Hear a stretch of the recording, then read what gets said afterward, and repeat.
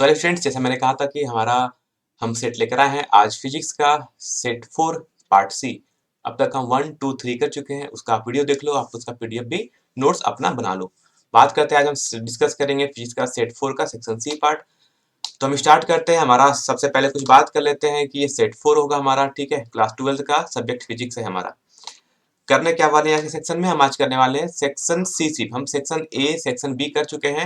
सारी वीडियो यानी 1 से लेकर 5 तक का set part A part B हम अपलोड कर चुके हैं, जाके वहां से आप देख सकते हो। और section C part A 1 2 3 set 1 2 3 भी हम अपलोड कर चुके हैं, वो भी जाके आप वीडियो देख सकते हो। आज हम कर रहे हैं सेट 4 का सेक्शन सी पार्ट। तो सबसे पहला क्वेश्चन पूछा है 50 नंबर। इसमें से आपको सिर्फ टोटल 5 में से आपको 3 क्वेश्चन अटेम्प्ट करना है। हम यहाँ पर 5 के 5 क्वेश्चन सॉल्व करेंगे।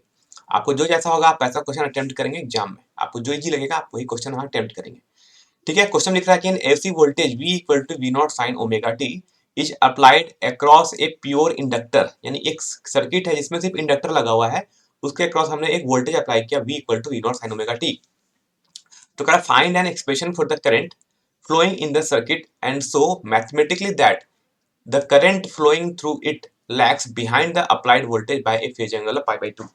तो फिर इसका हमें एक मैथमेटिकल प्रूफ दिखाना है, फिर कभी दिखाना पड़ेगा कि आपका जो करंट है वो वोल्टेज से पाई बाय 2 फेज एंगल पीछे चलता है। मतलब करंट पीछे चलता है, वोल्टेज आगे चलती है।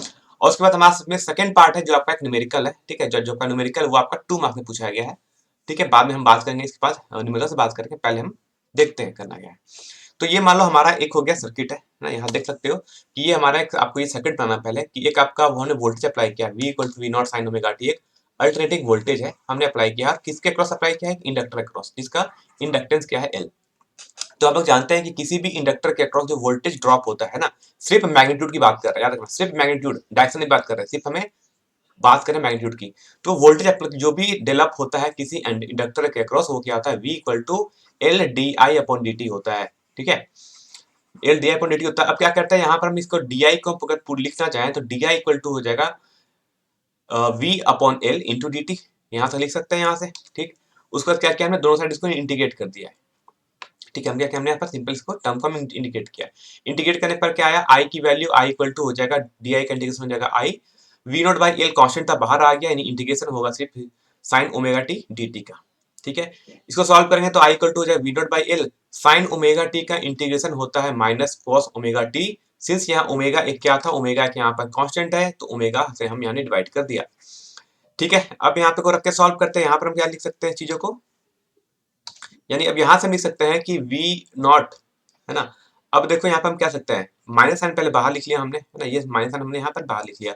और कॉस ओमेगा ना, हमने V not by L omega ही बाहर लिख लिया, माइनस साइन भी हमने बाहर लेके, बच जाएगा कॉस ओमेगा टी। और कॉस ओमेगा टी को आप लिख सकते हो sine pi by 2 minus omega T, यानी साइन 90 माइनस थीटा लिख सकते हो। अब क्या किया इसके बाद, देखो अगला एक्सप्रेशन में क्या किया, I equal to V not by omega L, minus sine जो बाहर चल रहा था ना, एक देखो रेड कलर से मैंने यहाँ माइनस साइन बनाया, ये माइनस साइन क्या है, इसको हमने अंदर लेके हम साइन के जो एंगल बन रहा है omega T minus omega pi by 2 minus omega T, उसमें हमने मल्टीप्लाई कर लिया, तो टर्म हो गया अंदर चेंज हो गया, यानी अब आ जाएगा omega T minus pi by 2। यहाँ से सकते हैं I equal to I nought sine omega T minus pi by 2, जहां पर आपका आई नॉट क्या है, V not by omega L, ठीक है। तो यहां से आप देख सकते हैं कि आपका जो वोल्टेज चल रहा था इक्वेशन नंबर 1 में और इक्वेशन नंबर 2 देखोगे, दोनों में क्या है कि इसमें देखोगे कि जो करंट चल रहा है वो भी साइन ओमेगा टी के फॉर्म में ही चल रहा है, फ्रीक्वेंसी सेम है, लेकिन phase angle pi by 2 minus है, मतलब पीछे चलता है। यानी हम ऐसा कह सकते हैं कि फॉर प्योर इंडक्टिव सर्किट, अगर सर्किट में सिर्फ इंडक्टर लगा है तो current always lag behind EMF by pi by 2, यानी जो करंट होगा वो ईएमएफ से हमेशा पाई बाई 2 फेज एंगल पीछे चलेगा। और ऐसा कर सकते हैं, या उल्टा कह लो कि जो वोल्टेज है, जो अल्टरनेटिंग वोल्टेज है, वो एसी करंट से पाई बाई 2 फेज आगे चलता है, यानी लीड करता है ना, आगे चलता है, ऐसा लिख सकते हैं, ठीक है। तो ये आपसे एक्सप्रेशन पूछा गया था 3 मार्क्स में, 3 मार्क्स में इतना आपको लिखना पड़ेगा, ठीक है। आपको पूरा प्रॉपर डेरिवेशन पूछा था। हिंदी मीडियम क्रिश्चियन के लिए यहाँ भी सब कुछ सेम है ना, वहां पर जो मैंने बताया वो चीज हमने यहाँ पर सब चीज का हमने यहाँ पर किया है, हमने प्रॉपर डेरिवेशन कर दिया है, ठीक है। सब कुछ देख लेना यहाँ पर, है ना। Omega I equal to V not by omega L, ठीक। और इस प्रकार हम कह सकते हैं कि जो हमारा इंडक्टर में होगा वो करंट वोल्टेज से पाई बाई 2 पीछे होता है ना। और या फिर ऐसा कह सकते हो कि जो अल्टरनेटिंग वोल्टेज होगा वो करंट से पाई बाई 2 आगे चलेगा। अब हमारे पास आता है न्यूमेरिकल। न्यूमेरिकल से पूछा था कि वोल्टेज अप्लाई किया हमने 100 वोल्ट, ठीक है, फ्रीक्वेंसी 50 हर्ट्ज। और इसमें सर्किट में क्या लगाया है, बोला कि एक रजिस्टर लगा दिया और एक इंडक्टर लगा दिया। ध्यान देखना, एक रजिस्टर भी लगा हुआ है, एक इंडक्टर भी लगा हुआ है, दोनों लगाए हुआ है।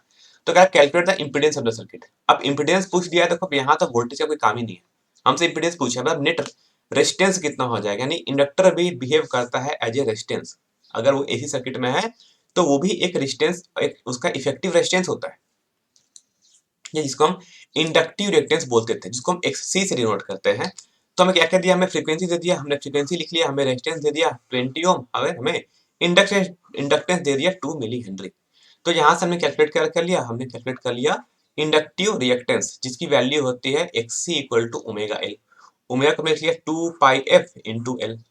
वैल्यू को पुट कर दिया, 2 इंटू पाई की वैल्यू 3.14, फ्रीक्वेंसी 50 हर्ट्ज दिया था और इंडक्टेंस दिया था हमें 2 मिली हेनरी, तो 2 इंटू 10⁻³ ठीक है। इसको सॉल्व करें तो इसकी वैल्यू आ जाएगी नियरली 0.63 ओम, ठीक है। जेड की वैल्यू क्या होती है, यही होता है हमारा इंपीडेंस, है ना। इंपीडेंस को हम डिनोट करते हैं जेड से। अब जो यही हमारा क्या है, यही हमारा इंपीडेंस है, ठीक है। यानी जेड को लिख सकते हैं यही हमारा इंपीडेंस है। तो इंपीडेंस कैसे निकालोगे, तो इंपीडेंस का फॉर्मूला जेड इक्वल टू हो जाता है हमारा under root of R square plus X L square, क्योंकि सिर्फ इंडक्टर था तो हम लिख लेंगे R square plus X L square. R की वैल्यू 20 ओम थी तो 20 का स्क्वायर प्लस 0.63 का स्क्वायर कर लेंगे यहाँ पर, ठीक है। एक्सएल कितना था 0.63, स्क्वायर कर लेंगे, वैल्यू आती है 400.3969, स्क्वायर रूट निकालोगे तो आएगा 20.0099, है ना। और इसकी वैल्यू नियरली इक्वल टू 20 ओम ही होती है। मतलब इस रेजिस्टेंस में जो इफेक्टिव रेजिस्टेंस आ रहा है वो कहीं ना कहीं सिर्फ रेजिस्टेंस का ही आ रहा है, मतलब 20 ओम। जो रेजिस्टेंस दे रहा था 20 ओम, वही लगभग इसका भी है। क्योंकि 20.0099 का क्या मतलब है ना, ये तो नंबर बहुत छोटा हो जाएगा हमारा। यानी जो इंडक्टर अपना इफेक्टिव रेजिस्टेंस दे रहा है वो बहुत ही कम है एज कम्पेयर टू रेजिस्टेंस, ठीक है। वैसे एग्जाम में उनको इस टाइप से क्वेश्चन नहीं देना चाहिए ना, डाटा थोड़ा सा अच्छा देना चाहिए ताकि उनका स्क्वायर रूट निकालने में इजी हो। वैसे देखोगे यहाँ स्क्वायर रूट निकालने में बहुत ज्यादा आपको कैलकुलेशन टाइम लग जाएगा। तो मतलब ऐसा होप करते हैं, आशा करते हैं कि झारखंड बोर्ड में ऐसा क्वेश्चन नहीं देना चाहिए, डाटा थोड़ा अच्छे देना चाहिए ताकि कैलकुलेशन थोड़ा हमारा सिंप्लीफाइड हो, ठीक है। हिंदी मीडियम के स्टूडेंट्स के लिए वही सेम चीज था। अब बात करते हैं क्वेश्चन नंबर 16, कह रहा derive N expression for equivalent focal length of combination of lenses. मैंने ये लेक्चर मैंने अभी नहीं बताया था अपने वीडियो लेक्चर में ना, एक अलग लेक्चर बताएंगे जिसमें हम टेलीस्कोप, माइक्रोस्कोप और equivalent focal length of combination of two lens हम बता देंगे, ठीक। वहां तो आप थोड़ा वेट करो, 1-2 दिन में वहां बता देंगे। वैसे हम इसका यहाँ पर प्रॉपर डेरिवेशन भी हम यहाँ बता देते हैं। तो कह रहा है पहले तो एक बता दो कि डिराइव एक्सप्रेशन बता दो, है ना, equivalent focal length of combination of two lens. यानी ये आपको पूछा जाएगा 3 मार्क्स में पूछा गया। तो 3 मार्क्स में तो पहले आपको लिखना पड़ेगा, ये ए पार्ट हो गया। बी पार्ट में पूछा है when two lens of equal focal length, कह रहा है अगर दो लेंस है जिसका फोकल लेंथ इक्वल है बट डिफरेंट नेचर ना। डिफरेंट नेचर का मतलब क्या होता है, डिफरेंट नेचर कहने का ही मतलब हो गया, उसने कह दिया कि अगर एक कॉन्वेक्स है तो दूसरा कॉनकेव है ना। अलग अलग नेचर का मतलब ये होता है। डिफरेंट नेचर का मतलब हो गया एक कॉन्वेक्स है तो दूसरा कॉनकेव है। कह रहा है दोनों लेंस को हमने क्या कर दिया, आपस में ज्वाइंट कर दिया ना, और दोनों का फोकल लेंथ इक्वल था, फोकल लेंथ इक्वल दोनों का। तो कह रहा है बताओ अब इनका इक्विवेलेंट फोकल लेंथ कितना हो जाएगा। और थर्ड पार्ट हमसे पूछा है कि बताओ hence right expression for equivalent power. अगर हमने इस टाइप से दो लेंस को आपस में कांटेक्ट में कर दिया तो उसका इक्विवेलेंट फोकल लेंथ आएगा, तो हम इक्विवेलेंट उसका पावर भी कुछ होगा, तो हमसे वो पावर ही बतानी है। ये दो न्यूमेरिकल आपके 1 मार्क्स में पूछे गए, मतलब आपको उतना ही कुछ लिखना पड़ेगा। पहले हम डिराइव करते हैं एक्सप्रेशन जो आपका 3 मार्क्स में पूछा गया है। तो ये रहा आपकी, ये प्रॉपर होता है हमारा ना, डेरिवेशन आपको करना है। कहा है कि यहाँ पर हमें दो लेंस को क्या किया, आपस में कांटेक्ट में रखा है ना। दो थिन लेंस है जिसको हमने आपस में कांटेक्ट में रखा है। यानी ए और बी दो लेंस है, ए और बी दो लेंस है जिनका focal length f1 and f2 है। Place in contact with each other, दोनों को हमने कांटेक्ट में सटा कर दिया। तो पहला तो आपको ये डायग्राम बनाना पड़ेगा, उसके बाद ये चीज लिखनी पड़ेगी। तो क्या कंसीडर एक ऑब्जेक्ट को कंसीडर करो जो ओ पे रखा हुआ है ना। एक ऑब्जेक्ट पे हमें रखा, अब ये यहाँ से एक रे ऑफ लाइट निकलेगी जो कि u डिस्टेंस से लेंस ए से डिस्टेंस पे रखा हुआ है ना। ये जो हमारा ए लेंस है, ए लेंस से ये यू डिस्टेंस पर ऑब्जेक्ट रखा हुआ है। इसका जो इमेज बन रहा है वो कहाँ बन रहा है, वो हमें I1 पे बन रहा है ना। और ये कितने डिस्टेंस पे बन रहा है, V1 डिस्टेंस पर हमें I1 पे इसका इमेज मिला।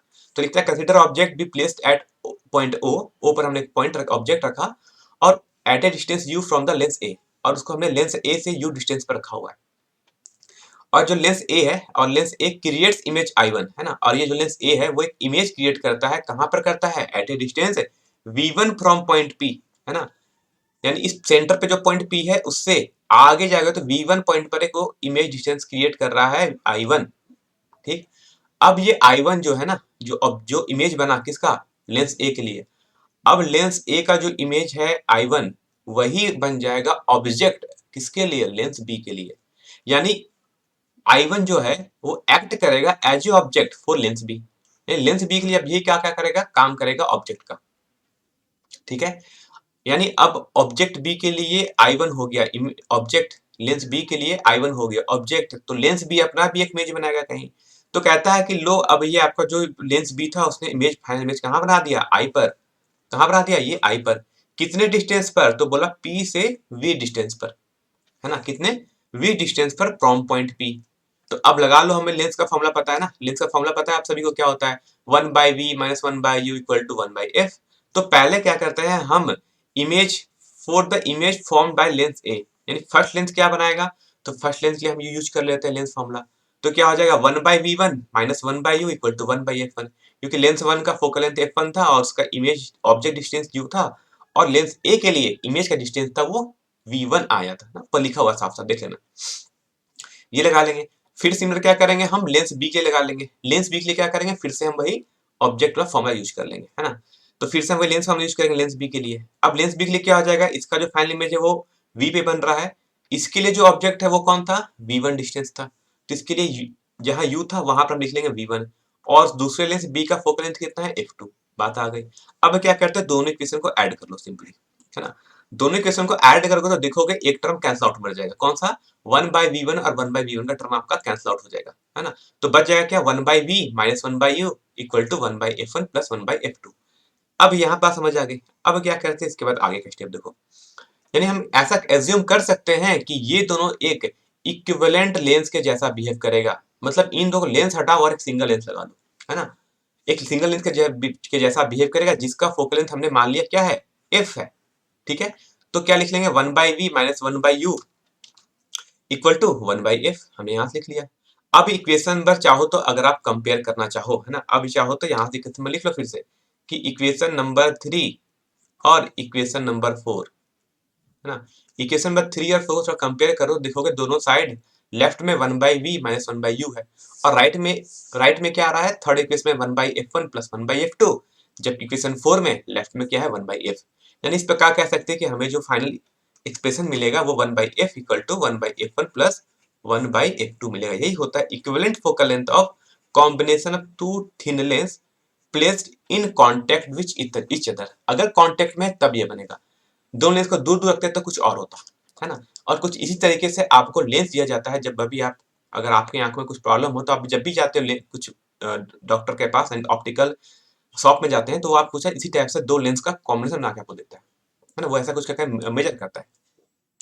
इंग्लिश मीडियम का समझ आ गया, हिंदी मीडियम के लिए भी सेम चीज रहा, है ना, हिंदी मीडियम के स्टूडेंट के लिए भी यही है, सब कुछ सेम सेम लिखा है ना। ये क्वेश्चन 3 है, ये क्वेश्चन 4 है, ठीक है। आपको कैसे कैसे चलना है ये भी मैंने आपको साफ बता दिया है कि ऊपर से नीचे आना है, उसके बाद आपको ऐसे चलना है ना। जो मैं समझाया वही चीज यहाँ पर मैंने आपको समझाया पूरा, है ना। ऑब्जेक्ट कहाँ रखा है, P कहाँ है, ये पहला U डिस्टेंस पर ऑब्जेक्ट रखा था तो इसका इमेज V1 डिस्टेंस पर कहाँ मिला, I1 पर, और लेंस A के लिए, ठीक है। लेंस बी के लिए क्या करेगा, यही I1 बन जाएगा ऑब्जेक्ट और इसका इमेज बनेगा आई पर जो कि V डिस्टेंस पर है, बाकी सब कुछ सेम है। और आपका फाइनल एक्सप्रेशन होता है 1/f equal to 1/f1 plus 1/f2, ठीक है। वीडियो को पॉज करके कंप्लीट होने के बाद वीडियो को पॉज करके देखना और अपना हैंड रिटन नोट्स बनाओ। मैं बार बार कहता हूँ, अपना चीजें लिख कर प्रैक्टिस करोगे तो ही एग्जाम में कर पाओगे, पीडीएफ मेरे भेजने से कुछ नहीं होगा, है ना। पीडीएफ देखोगे भूल जाओगे पीडीएफ मैंने क्या लिखा था वहां पर। तो खुद के समझ बनाना, समझोगे, लिखोगे, प्रैक्टिस करोगे तब समझ आएगा कि कहीं फंसोगे तो फिर से वीडियो को देखोगे। अब आते हैं इसका हम इक्विवेलेंट फोकल लेंथ। कहा था कि दो क्या है मेरे पास, दो हमने लेंस लगा लिया था, है ना। मान लो एक लेंस ये हो गया हमारे पास, है ना। एक मैंने क्या कहा था, एक कॉन्वेक्स लेंस लगा लिया और एक कहा उसने एक कॉन्वेक्स और एक कॉन्केव लेंस लगा लिया जिसका फोकल लेंथ इक्वल है। तो मान लो अभी इसका फोकल लेंथ f1 था कॉन्वेक्स लेंस का, ठीक है। ये हमारा क्या हो गया, ये हो गया हमारा मान लो कॉन्वेक्स लेंस, है ना, जिसको हम बोलते हैं उत्तल लेंस। हिंदी मीडियम स्टूडेंट लिखे ना, कॉन्वेक्स मतलब उत्तल लेंस। और एक लगा लिया हमने कॉनकेव लेंस जिसका फोकल लेंथ कहा उसने कि फोकल लेंथ इक्वल है ना। यानी एक का फोकल लेंथ हमने f1 माना, दूसरे का माना f2, ठीक। अब कह रहा दोनों का फोकल लेंथ इक्वल है, अगर फोकल लेंथ इक्वल तो क्या करेंगे कि कॉन्वेक्स लेंस का फोकल लेंथ क्या होता है, हमेशा पॉजिटिव। याद रखना, माइंड में हमेशा रखना। कॉन्वेक्स लेंस का मैंने वीडियो में अपने लेक्चर में बताया रे ऑप्टिक्स में कि focal length of convex lens हमेशा पॉजिटिव होता है और कॉन्केव लेंस का हमेशा नेगेटिव होता है। तो f1 था हमारा कॉन्वेक्स लेंस, इसका फोकल लेंथ हो गया प्लस f1 और प्लस f हो गया, और हमारा दूसरा लेंस था कॉनकेव, उसका फोकल लेंथ लिया हमने माइनस f। अभी हमने जस्ट पहले फॉर्मूला पढ़ा था कि इक्विवेलेंट फोकल लेंथ का फॉर्मूला क्या होता है, 1/f equivalent equal to 1/f1 plus 1/f2 ना। हमने यहाँ पर इक्विवेलेंट को लिख लिया 1/f इक्विवेलेंट। रख के सॉल्व करेंगे, f1 की वैल्यू पुट कर लेंगे हम f और f2 की वैल्यू पुट कर लेंगे ना माइनस f। f इक्विवेलेंट आएगा यानी 1/f इक्विवेलेंट की वैल्यू आ जाएगी 0, है ना।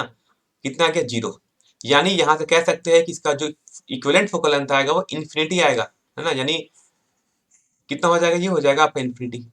बात समझ जाएगी इन्फिनिटी क्यों आया, तो अब एक स्टेप थोड़ा ऊपर दिखाते हैं क्यों। देखो 1/f इक्विवेलेंट की वैल्यू 0 है, यानी कह सकते हो कि f इक्विवेलेंट की वैल्यू 1/0, और 1/0 क्या होता है, इन्फिनिटी होता है। ठीक है, तो यहाँ समझ लेना, है ना। इस स्टेप के बाद यहाँ समझ लेना, हम स्टेप ये चलेंगे, ऐसा स्टेप चले चल रहे हैं ऐसे करके, है ना, इस टाइप से। इसके बाद हम ये स्टेप करेंगे, तो हमारा इक्विवेलेंट फोकल लेंथ कितना आ गया, इन्फिनिटी। ठीक, चलो अभी समझाएंगे इसका भी इसका मतलब क्या होता है। फिर पार्ट 3 पूछा था, बताओ तब इसका इक्विवेलेंट पावर कितना हो जाएगा। तो पावर क्या होगा, पावर हो जाएगा, पावर इक्विवेलेंट पावर क्या होता है 1/f, है ना। पावर कितने आ गए यहाँ पर हमारा कि 1/f की इक्विवेलेंट के लिए कितने आ गए थे, अभी देखो यहाँ पर 0 आया था। तो पावर कितना हो जाएगा, 0 डायोप्टर, है ना, लिखना जरूरत भूलना, डायोप्टर का यूनिट होता है, तो यूनिट 0 डी, ना, डी लिखना भूलना नहीं है। बात समझ जाएगा, ये चीज आपको ऐसे यहाँ पर लिखनी पड़ेगी। इसका जो इक्विवेलेंट पावर आ जाएगा वो आपका 0 डायोप्टर आ जाएगा। यानी किसका मतलब क्या होता है, किसी लेंस का पावर 0, इसका मतलब क्या होता है, मतलब ये है कि आपने यहाँ पर जो दो इमेज बनाया था, है ना, समझना, ये चीज आपने जो बनाया था ये कैसा बिहेव करेगा, ये सिंपल एक ग्लास के जैसा बिहेव करेगा।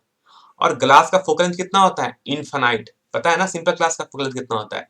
एक सिंपल ग्लास का फोकल लेंथ होता है इनफाइनाइट, और पावर कितनी होती है 0। सिंपल ग्लास का पावर कितना होता है आपको पता है ना, आप सिंपल ग्लास यूज कर लो, ग्लास स्लैब यूज कर लो, पावर कितना होता है 0। तो वही तो ये बिहेव करेगा।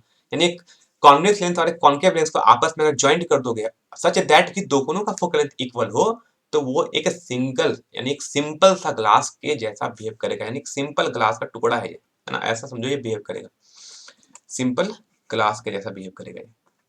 क्या डायग्राम नहीं बनाना था मुझे, बस समझाना था कि ये बिहेव क्या कर रहा है, इसका इक्विवेलेंट बनता क्या है। तो ये आपका 1 मार्क्स का क्वेश्चन है, आपको यहाँ से 2 न्यूमेरिकल सॉल्व करोगे, यहाँ से भी 2 मार्क्स कंफर्म। ठीक है, प्रॉपर लिखोगे 5 पे 5 मार्क्स यहाँ से कंफर्म आपका। बात करते हैं, हमें पूछा गया था proof Snell's law of refraction on the basis of Huygens principle. बार बार आपसे लॉ ऑफ रिफ्रैक्शन ही पूछा जाएगा, स्नेल्स लॉ का ना, रिफ्लेक्शन नहीं पूछा जाता है। क्या पूछा जाता है, रिफ्रैक्शन ही पूछा जाता है, वो भी यूजिंग हाइजीन प्रिंसिपल। तो ये मैंने बहुत बार पढ़ाया है, सेट में 2-3 बार ये क्वेश्चन आया हुआ है, बहुत ज्यादा एक्सप्लेन नहीं कर रहे हैं यहाँ पर। पुराना वीडियो अगर आपने देखा है तो इस वीडियो को पुराने लेक्चर में जाकर देख लेना, है ना। सेट नंबर 1 में आपको चीज मिल जाएगा, सेट नंबर 1 या 2 में भी इसका प्रॉपर हमने एक्सप्लेन किया था, नहीं तो आप मेरा जाके वेव ऑप्टिक्स का लेक्चर देख लो। ठीक है, हमने क्या कहा था, समझ लेते हैं कि मान लो 2 लाइट आ रही है ना, एक वेव फ्रंट आ रही है, देखो यहाँ तक दोनों सेम चला। अब कह रहा है ये हमारा क्या था, एक मीडियम है ना, जो दो चीजों को सेपरेट कर रहा है। ये रेड लाइन से मैंने क्या कर दिया, 2 मीडियम बना लिया। ऊपर का मीडियम हो गया मान लो मेरा रेयर मीडियम, नीचे का मीडियम हो गया मेरा डेंसर मीडियम। ठीक है, अब ये क्या था, जो रेड कलर से बना दिया, ये 2 मीडियम को सेपरेट कर रहा है। ऊपर का मीडियम रेयर है, नीचे का मीडियम डेंसर है। एक रे ऑफ लाइट चली ऊपर से नीचे से आ रही है ना, एक वेव फ्रंट आ रहा है। तो वेव फ्रंट देखोगे कि वेव फ्रंट को एक्स्ट्रा चलना पड़ा, यानी पहले तो ये ए पॉइंट पर पहुंच गया पहले इस वाला, जबकि जो एन से आ रहा था लाइट वो उसको सी तक पहुंचने में, है ना, कुछ देर के बाद वो पहुंचेगा सी पर, है ना। यानी ये जो ब्लू कलर का लाइट बना रही है उसको एक्स्ट्रा चलना पड़ रहा है, उससे पहले ही ये एस पहुंच चुका था ए पर, जबकि एन वाले लाइट को इस पॉइंट सी पर पहुंचने में थोड़ा और टाइम लगेगा। ठीक, हमने मान लिया कि ऊपर रेयर मीडियम में वेलोसिटी v1 है, नीचे डेंसर मीडियम में वेलोसिटी क्या है, v2 है। ठीक है, तो दोनों अब t टाइम में, मान लो t टाइम में लगा इस रे b से c तक पहुंचने में से टाइम लगा वो t है, तो इतने ही t टाइम में एक रे a से d पर पहुंच गई नीचे ना, दोनों के लिए टाइम सेम है। तो दोनों का हम डिस्टेंस निकाल लेते हैं, डिस्टेंस क्या होता है, वेलोसिटी इंटू टाइम। तो ऊपर वाले रे में, है ना, यानी रेयर मीडियम में जो हमारा डिस्टेंस हो जाएगा वो v1 इंटू टी हो जाएगा, ऊपर में देख लो, है ना, ये हो जाएगा v1 इंटू टी। और इतने ही समय में नीचे कितना चल लिया, वो v2 इंटू टी। ठीक, इसके बाद क्या करना था, मैंने यहाँ बताया था बार बार कि ये एंगल ऑफ इंसिडेंस आई है तो ये भी एंगल ऑफ इंसिडेंस आई होगा, ये एंगल ऑफ रिफ्लेक्शन आर होता है तो ये भी एंगल ऑफ रिफ्लेक्शन आर आ जाता है बाय ज्योमेट्री। क्यों? क्योंकि यहाँ पर एंगल बनता है 90, है ना। तो इसे हम कहते हैं, ऊपर वाले को हमने कर लिया इंसिडेंट वेव फ्रंट होता है, नीचे जो हमारा आ रहा है इसको बोलते हैं रिफ्रैक्टेड वेव फ्रंट। अब यही तो प्रूफ करना है यहाँ से स्नेल्स लॉ। बात समझ जाएगा। इसके बाद क्या करते हैं हमने भाई, ऊपर हमने कहानी लिखी हुई इसके बारे में, क्या क्या है, आई क्या है, V1 क्या है, V2 क्या है, सब कुछ लिखा है ना। ये भी हमारा इंसिडेंट वेव फ्रंट है, ठीक। अब कह रहा है थोड़ा सा समझो कि ट्राइंगल एबीसी देखना ध्यान से, यहाँ पर थोड़ा सा एक्सप्लेन करता हूँ मैं कि ये ट्राइंगल एक बन रहा है एबीसी, है ना, जिसमें बी एंगल क्या है, बी एंगल हमारा 90 डिग्री है। तो इसमें आप यूज कर सकते हैं साइन, साइन आई क्या हो जाएगा, साइन आई की वैल्यू हो जाएगी बी सी अपॉन ए सी, है ना। बी एंगल बी ए सी क्या हो जाएगा, साइन आई हो जाएगा बी सी अपॉन ए सी। सी में एक ट्राइंगल बनेगा नीचे ना, ए डी सी, देखो नीचे में एक ए डी सी बन रहा है, राइट एंगल ट्राइंगल, यानी एक समकोण त्रिभुज बन रहा है यहाँ पर।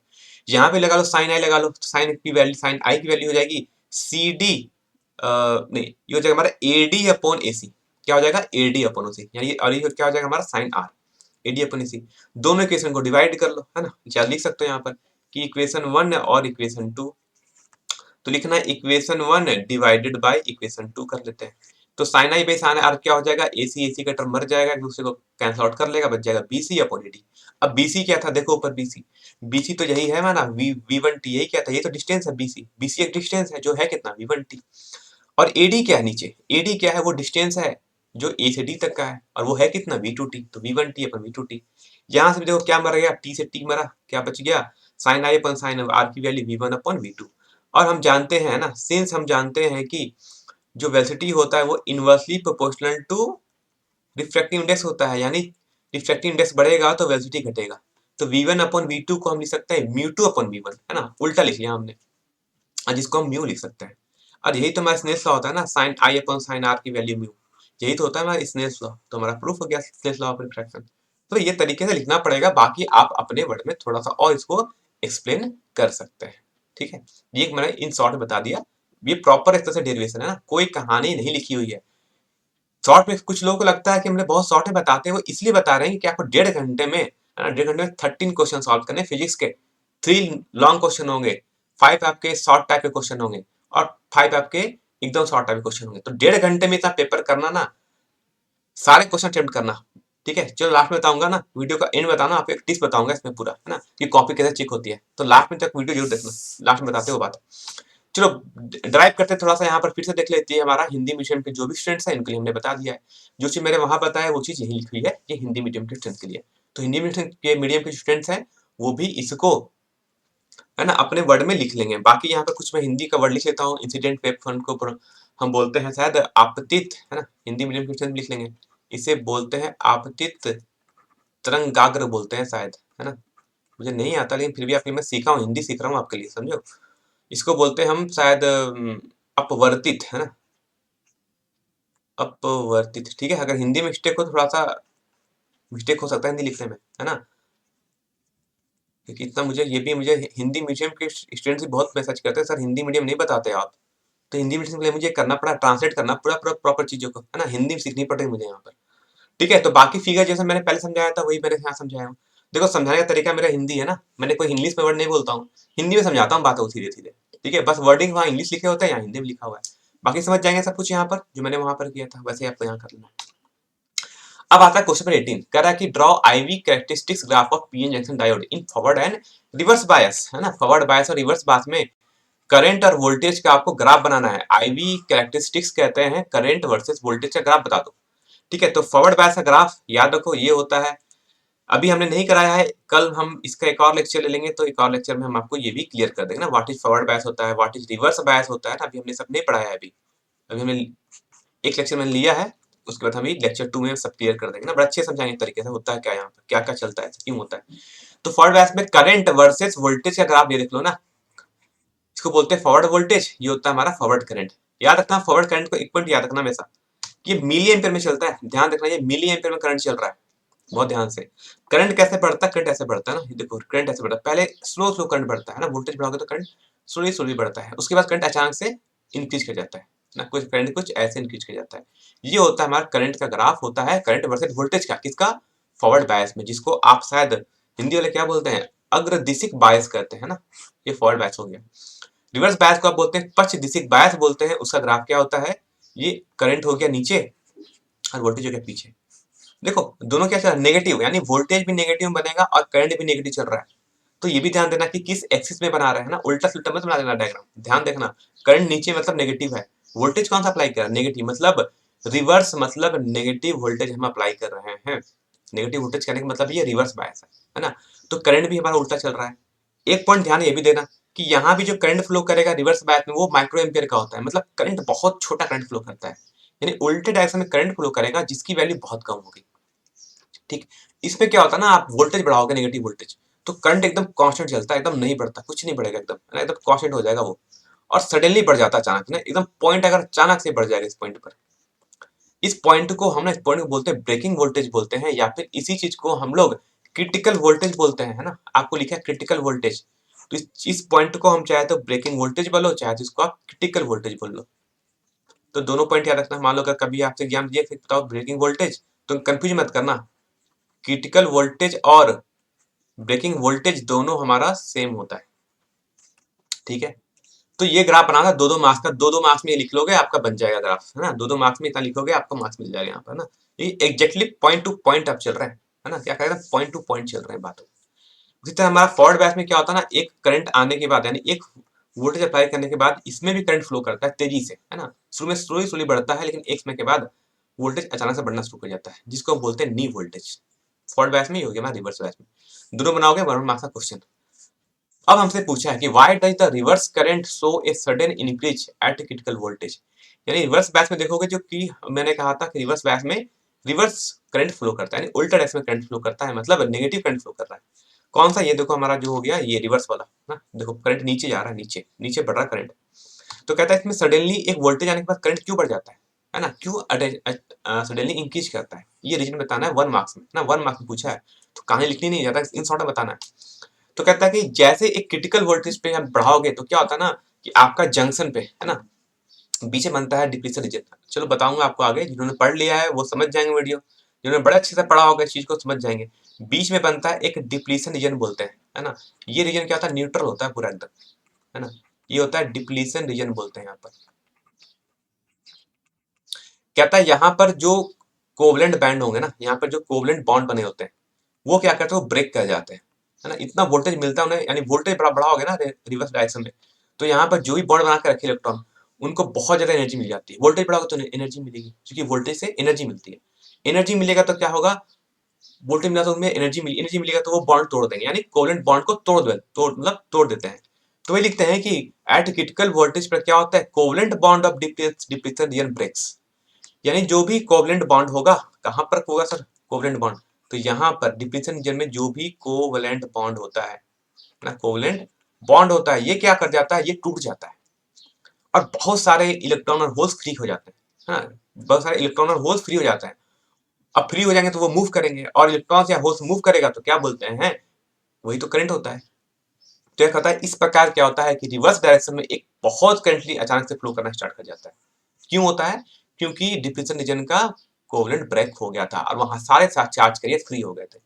यानी रिक्तीकरण क्षेत्र में, मतलब हमारा हम बात करते हैं डिप्लीशन रीजन को बोलते हैं रिक्तीकरण क्षेत्र, शायद बोलते हैं ना। हिंदी मीडियम थोड़ा स्टूडेंट देख लेना इसका हिंदी ट्रांसलेट क्या होता है। का सहसंयोजक बंधन टूट जाता है, मतलब कोवलेंट बॉन्ड टूट जाता है, और इस प्रकार डायोड में एक रिवर्स करंट फ्लो करता है काफी तेजी से। इतना लिखोगे 1 मार्क्स का क्वेश्चन आपको यहाँ से मिल जाएगा। ठीक है, बात समझ आ गई। पॉइंट टू पॉइंट ना, जितने मार्क्स उतना हम उसी के अकॉर्डिंग हम आपको आंसर बताते हैं। कहानी लिखना नहीं बताते, कहानी लिखना ही नहीं है। फिजिक्स पढ़ रहे हो, साइंस के स्टूडेंट्स को कहानी लिखना नहीं होता है ना। यहाँ पर पॉइंट टू पॉइंट एकदम फैक्ट बातें लिखनी होती है, एकदम छोटे छोटे पॉइंट में आप अपनी बातें लिख डालो। चलो बताते हैं, क्वेश्चन नंबर 19 की बात करते हैं। क्वेश्चन 19 है हमारा, ठीक है, कि ड्रॉ रे diagram of compound microscope. Compound microscope का आपको एक रे डायग्राम बनाना है, ठीक है। उसके बाद कहा है कि deduce an expression for the its magnifying power when image is formed at near point। उसको बता दो, उसका एक इमेज पूरा एक्सप्रेशन डिड्यूस कर दो, मतलब राइट कर दो। देखो यहाँ भी जो मैं बता रहा हूँ एक्सप्रेशन ना, वो मैं थोड़ा सा शॉर्ट में बताऊंगा, है ना। क्यों, कि जो लोग पढ़ चुके हैं वो अपना नोट्स देखो, है ना। जो नहीं कि वो मेरा ही नोट्स देखो, जो मैं यहाँ लिखाता हूँ वही लिखना जरूरी है, ऐसा कंफर्म नहीं, मैंने कभी नहीं कहा है कि जो मैं लिखा रहा हूँ वही लिखो। आप अपने नोट्स से बनाए हो वहां से लिखो, और हाँ अगर नहीं पढ़े हो तो मेरा नोट जरूर देख लेना यहाँ से, ठीक है। नहीं पढ़े हो तो नहीं तो अगर पढ़ रहे हो तो अपना नोट्स बनाओ, जहां भी ट्यूशन कर रहे हो, कोचिंग कर रहे हो, वहां नोट्स लिखो, कोई अच्छी बात है, क्योंकि वहां से आपको बातें अच्छी समझ आती होगी।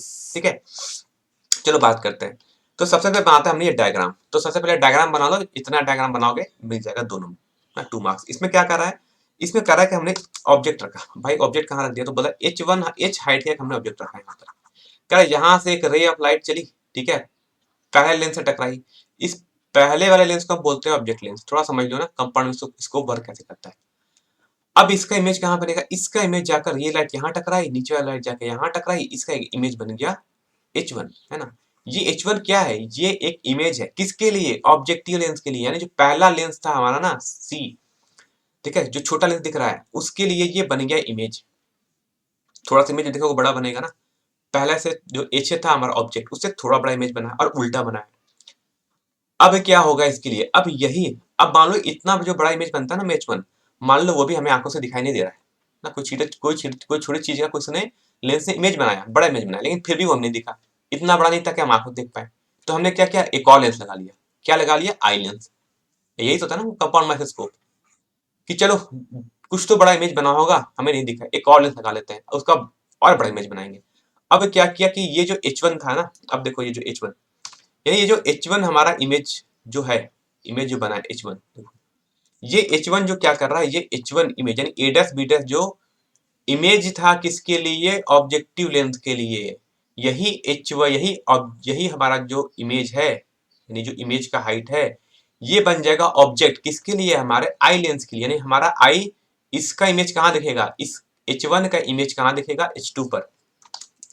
यानी हमारे आंख को क्या दिखाई देगा, हमारे आंख को फाइनल इमेज ये दिखाई देगा ना, h2, इसको बोलते हैं फाइनल इमेज। इसकी लेंथ देखो, इसकी लेंथ काफी बड़ी हो गई है ना। अब देखो मैं इतना बड़ा दिखाई देगा इमेज, बात समझ आएगी, इतना बड़ा में दिखाई देगा। तो ये तो हो गया तो समझने का तरीका। मैं इन शॉर्ट में बताने वाला हूँ इसका प्रॉपर डेरिवेशन, है ना, बड़ा लंबा चौड़ा नहीं कर रहा हूँ। अब बताऊंगा क्यों मैं ऐसा करता हूँ, अगर आपको ना शॉर्ट में थोड़ा सा डेरिवेशन बताता हूँ, है ना, क्यों बताता हूँ लास्ट टाइम पे। कहता है कि जो टोटल मैग्नीफाइंग पावर होती है ना, अब देखो यहाँ से दिया ना, कि जो टोटल मैग्नीफाइंग पावर होती है किसी भी माइक्रोस्कोप की, वो क्या होता है, यानी एक कंपाउंड माइक्रोस्कोप की वो होती है linear magnification of objective lens, यानी ऑब्जेक्टिव लेंस का जो मैग्नीफाइंग पावर होगा into angular magnification of eye lens, यानी angular magnification of eye lens का होता है हमारा एंगुलर मैग्निफिकेशन, जिसको हम डिनोट करते हैं एमओ इंटू एमई से। फॉर्मूला होता है VO upon UO minus UE ना, V naught upon U naught क्या होता है, वी नॉट हो गया हमारा, देखो क्या से बात समझ आ गई। अब थोड़ा सा इसको थोड़ा सा कुछ चीजों को हम यहाँ से हटाते हैं और ना फिर थोड़ा समझाते हैं क्या हो रहा है यहाँ पर। अब इसको थोड़ा सा रब करते हैं, बात बाकी समझ आ गई थी यहाँ पर हमने क्या क्या बताया आपको, है ना, वीडियो को पॉज करके समझ लेना। अब बात करते हैं यहाँ पर कि वीओ क्या है, वीओ हो जाता है हमारा ये डिस्टेंस, और हमारा ये क्या है, हमारा जो यूओ है वो क्या है, ये डिस्टेंस है ना। कैसे करते हैं पढ़ा होगा, मैं इसको एक अलग से वीडियो में आपको समझा दूंगा। ठीक, अब क्या करना है इसको, अब होता है हमारा एमी, यानी आई पीस का हमारा क्या होता है, इसका मैग्नीफाइंग पावर, इसका मैग्नीफाइंग पावर होता है वीई, है ना, यानी डी, ये डी अपॉन यूई, है ना, ऊपर और नीचे, ये होता है इसका मैग्नीफाइंग पावर का फॉर्मूला। अब कहता है अगर image least distance of distinct region पे बने, मतलब हमारी जो फाइनल इमेज बनी हुई है एक न्यूनतम दूरी पर बन रही है, तो उस केस में क्या हो जाता है, हमारा यूई की वैल्यू तो हो जाएगी नेगेटिव आई पीस के लिए, है ना, क्योंकि साइन कन्वेंशन यूज करोगे तो जिधर हम देख रहे हैं उसको, यानी जिधर से रे ऑफ लाइट चल रही है उसके ऑपोजिट डायरेक्शन में हमारा यूई बन रहा है ना, पीछे बन रहा है, तो ये इसलिए हमारा होता है यू हो जाएगा नेगेटिव। डी भी क्या हो जाएगा, जो वीई यानी जो फाइनल इमेज बन रहा है वो डी डिस्टेंस पर बन रहा है और ये भी नेगेटिव। फॉर्मूला पता है, Y 1/v minus 1/u equal to 1/f होता है। वैल्यू पुट कर लेंगे, है ना, v की जगह हो जाएगा वीई और इसकी वैल्यू है माइनस 1/-d हो जाएगा, माइनस u की जगह लिख लेंगे हम 1/-, ठीक, इक्वल टू हो जाएगा 1/Fe, क्योंकि यहाँ पर फोकल लेंथ क्या है, फोकल लेंथ हमारा हम किसके लिए ले रहे हैं, आई पीस के लिए ले रहे हैं, इसलिए सॉल्व कर लेंगे तो 1/u इक्वल टू हो जाएगा 1/Fe प्लस 1/d। दोनों साइड क्या करेंगे हम, d से ऊपर मल्टीप्लाई कर लेंगे, d से मल्टीप्लाई करेंगे तो बन जाएगा d/ue इक्वल टू हो जाएगा d/Fe, और ऊपर जो थर्ड टर्म 1/d था उसमें ऊपर भी d नीचे भी d से d का टर्म कैंसिल आउट, बन जाएगा 1, यानी d/ue को हम क्या लिख पाएंगे, अब इसको लिख पाएंगे d/Fe प्लस 1। तो फ्रॉम इक्वेशन 1 से देख लो क्या लिख सकते हैं, वन इक्वेशन 1 से लिख सकते हैं magnifying power equal to V naught upon U naught था इनटू जहां डी अपॉन यू लिखा था वहां पर हम लिख पाएंगे 1 प्लस डी अपॉन एफ, है ना। कहां से हमने लिख पाया, इक्वेशन नंबर 2 से लिख पाया। तो ये लिख पाओगे तो यहाँ से मिल जाएगा आपका सेकंड नंबर पार्ट आपका कंप्लीट है।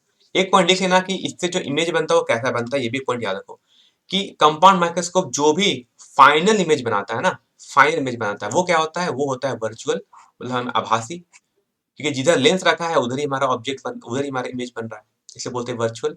इन्वर्टेड क्योंकि उल्टा इमेज बनता है ना। ऑब्जेक्ट रखा था इस प्रिंसिपल एक्सिस के ऊपर, इमेज में कहाँ बना, फाइनल इमेज हमारा नीचे, तो इमेज कैसा बनता है हमारा, इन्वर्टेड ना, उल्टा इमेज बनता है, नीचे बन रहा है इसलिए। और मैग्नीफाइड, मैग्नीफाइड मतलब बड़ा इमेज बनता है। तो ये भी पॉइंट लिख लोगे ना, कुछ इतना पॉइंट लिख लोगे तो 5 में 5 मार्क्स, है ना। 5 में 4.5 मार्क्स तो कोई नहीं काटने वाला है यहाँ पर, क्योंकि ये लिखने का तरीका होता है। हिंदी मीडियम के स्टूडेंट्स के लिए सब कुछ है, यहाँ पर मैंने वही ड्राइव किया, हिंदी में लिखा है, ठीक है। तो बाकी अब मैं आपको एक टिप्स बताने वाला था, मैं कहा था लास्ट तक वीडियो जरूर देखना, मैं आपको एक टिप्स बताने वाला हूँ, है ना, कि क्यों क्या करना है। मैं क्यों, कभी कभी आपको लगता होगा, बहुत स्टूडेंट पूछते हैं कि सर मैं आप आंसर बड़ा शॉर्ट बता देते हैं 5 मार्क्स के क्वेश्चन, क्या हमें मार्क्स नहीं मिलेगा। तो बात सुन लो थोड़ा सा, पेपर होने वाला टर्म 1 टर्म 2, टर्म 1 में 35 क्वेश्चन ऑब्जेक्टिव सॉल्व करोगे, माइंड आपका थक जाएगा। 35 क्वेश्चन अटेम्प्ट करने में अगर आपने प्रैक्टिस नहीं किया, माइंड आपका थोड़ा सा थक तो जाएगा 1.5 घंटे में। अगले 1.5 घंटे के बाद आपको सब्जेक्टिव पेपर देना है ना, जस्ट पेपर आपको तुरंत देना है सब्जेक्टिव पेपर। आपका वहां माइंड थोड़ा सा तो थका ना, थोड़ा सा थका रहेगा, टायर्ड रहेगा, आपका माइंड उतना फास्ट चलेगा नहीं, ठीक। और टर्म 2 में आपको टोटल कितने क्वेश्चन अटेम्प्ट करने हैं मैं बता देता हूँ। टर्म 2 में आपको जो क्वेश्चन जो अटेम्प्ट करना है टर्म 2 वाले पेपर में, जो आपका सब्जेक्टिव पेपर होने वाला है, उसमें आपको अटेम्प्ट करने हैं 5 तो आपके शॉर्ट क्वेश्चन होंगे। देखो ये मैं एक एक सब्जेक्ट के लिए बता रहा हूँ, है ना, कि ऐसा सिर्फ फिजिक्स के लिए नहीं है, मैथमेटिक्स के लिए भी है, केमिस्ट्री बायो किसी भी स्टूडेंट्स हो, कोई भी सब्जेक्ट क्यों ना, सबके लिए ये कॉमन फॉर्मूला है ना। हमारा तरीका है ना, हमने क्यों हमें हमारे हमने भी कुछ एग्जाम कभी दिया है तो अच्छे मार्क्स कैसे ला जाते हैं, ये कैसा अपना मैं अपना एक प्रॉपर अपना एक्सपीरियंस बता रहा हूँ ना, बहुत जगह का मैं एक्सपीरियंस बता रहा हूँ, बहुत जहां से मैंने पढ़ाई की हर जगह बता रहा हूँ। 5 मार्क्स से पूछेंगे, शॉर्ट क्वेश्चन होंगे 5 आपके, है ना। इसको शॉर्ट बोलो, ये वेरी शॉर्ट क्वेश्चन पूछे जाते हैं 5 क्वेश्चन। 5 क्वेश्चन आपके शॉर्ट पूछे जाएंगे, इसमें आपको कुछ लिखना है, और 3 क्वेश्चन आपको लॉन्ग क्वेश्चन अटेम्प्ट करना है। यानी टोटल क्वेश्चन देखो तो आपको टोटल 13 क्वेश्चन अटेम्प्ट करने हैं ना, 13 क्वेश्चन अटेम्प्ट करने हैं, कितने, 1.5 घंटे में। उसमें आप ऑलरेडी पहले 1.5 घंटे में आपका माइंड थका रहेगा। और एग्जाम में देखो कॉपी कैसे चेक होती है बताता हूँ ना, कॉपी चेक करने का तरीका क्या होता है। कॉपी ये चेक होता है कि किसने मैक्स सारे क्वेश्चन अटेम्प्ट किए हैं, क्वेश्चन छोड़ के मत आना कभी एग्जाम में, है ना। हर क्वेश्चन अटेम्प्ट करना है, इसलिए अगर आप किसी एक क्वेश्चन को लंबा टाइम खींचना शुरू कर दोगे तो आपका टाइम नहीं चलेगा, लास्ट में 2 क्वेश्चन छूट जाएंगे। जो कुछ छूटा वहां तो कुछ मिलना नहीं है ना, जो छूट गया वहां तो कुछ मिलना नहीं है। तो कम से कम है क्वेश्चन पूरा तो अटेम्प्ट कर लो, ठीक है, इन शॉर्ट वे में। फिर और कम से कम साइंस के स्टूडेंट्स हो तो साइंस के स्टूडेंट में तो हमें समझते सिर्फ साइंस ही देखा जाता है ना, कि आपने उसके पीछे की जो साइंस थी वो लिखी कि नहीं, कहानी लिखी नहीं है उससे मतलब नहीं उन्हें, आपने जो फैक्ट पूछा गया क्या आपने वो पॉइंट टू पॉइंट बात लिखी है कि नहीं। तो मेरा जो डेरिवेशन होता है, मेरा जो कैलकुलेशन होता है, वो पॉइंट टू पॉइंट चलता है ना, कहानी नहीं लिखते हम इतना करते हैं कि आपके 1.5 घंटे में पेपर अटेम्प्ट हो जाए, है ना। 1.5 घंटे के हम चाहते हैं कि 1 आवर 20 मिनट्स में, 1 घंटा 30 मिनट टाइम मिलेगा, हम चाहते हैं 1 घंटा 20 मिनट में आपका पेपर कंप्लीट हो जाए। उसके लिए आप कैसे कितने कितने शॉर्ट में और हर चीज को एक्सप्लेन करके आप लिख पाओ, ऐसे लिखोगे तो ही आपका काम हो जाएगा, ठीक है। बाकी और भी कुछ टिप्स होगा नहीं बताऊंगा, वीडियो को सब्सक्राइब करोगे तो आगे मैं आपको एक टिप्स बताऊंगा ना, कि कैसे पेपर अटेम्प्ट करते हैं, है ना। मैंने कैसे क्वेश्चन अटेम्प्ट किए थे अपने टाइम पे, कैसे हमने आंसर लिखा था इतने कम टाइम में, कैसे हम क्वेश्चन सारे अटेम्प्ट करते थे, उसको लेकर वीडियो को भी एक बार सब्सक्राइब कर दो और एक बार बेल आइकन दबा दो। मैं आपको लेकर एक वीडियो बनाऊंगा, है ना, वो आपको कि क्वेश्चन लिखते कैसे एग्जाम में, पेपर में, ठीक है। बाकी फिर मिलते हैं नेक्स्ट, हमारा बच जाएगा सेट 5, उसको भी हम आज कल में हम 1-2 दिन में आपको फाइनल आपको आंसर बता देंगे, ठीक है।